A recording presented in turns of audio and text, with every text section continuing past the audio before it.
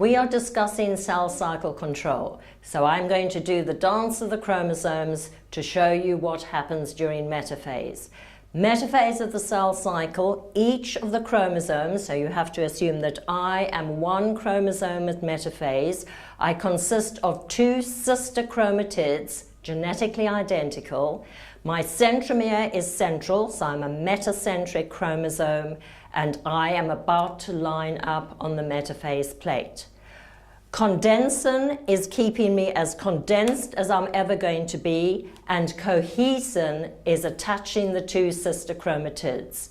So consisting of two DNA molecules, but held together as one chromosome. Now what happens is via the kinetochore, I am going to attach to the mitotic spindle. So we have to assume that there are two poles, and radiating from the poles there will be microtubules.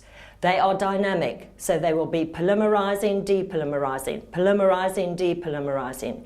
Eventually some of those will lock and cross-link. They will then help to stabilize the mitotic spindle, and they will be called polar microtubules. There will be other microtubules that will be radiating out towards the periphery of the cell. Those are called the asters, from the Greek for a star. Some of the microtubules will be heading towards the chromosomes.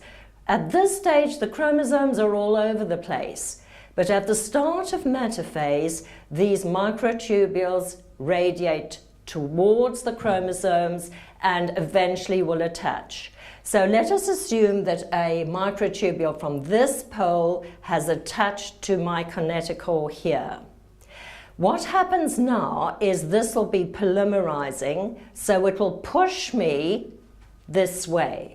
But I have at my kinetochore a little motor protein which is directed towards that end.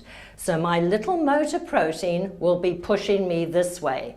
I'm not attached on this side, so I can dance backwards and forwards. So polymerizing is going to push me this way. My motor protein is going to push me this way. So this is how chromosomes will dance. Now, if there is an unattached kinetochore, the protein MAD will come and bind here. And that means that the control will not continue to the next stage. So you will not get anaphase. The chromosomes will dance until eventually a microtubule coming from the opposite pole will attach to this kinetochore. MAD will then detach. So now I am in equilibrium. This polymerization is pushing me this way, and the motor protein is wanting to go that way. But there are equal and opposite forces from this side. So this microtubule polymerizing is pushing me this way, and this motor protein is wanting to push me towards the pole. So I am now lined up on the metaphase plate. When all of the chromosomes are lined up on the metaphase plate, there are no unattached kinetochores, then the spindle checkpoint will be passed and quickly anaphase will happen. I'm not going to try and do it, but basically I will then separate, the cohesin will be broken, this sister chromatid will head towards that pole, this sister chromatid will head towards that pole. Each of those will consist of one DNA molecule, and at that stage you will call each of them a chromosome.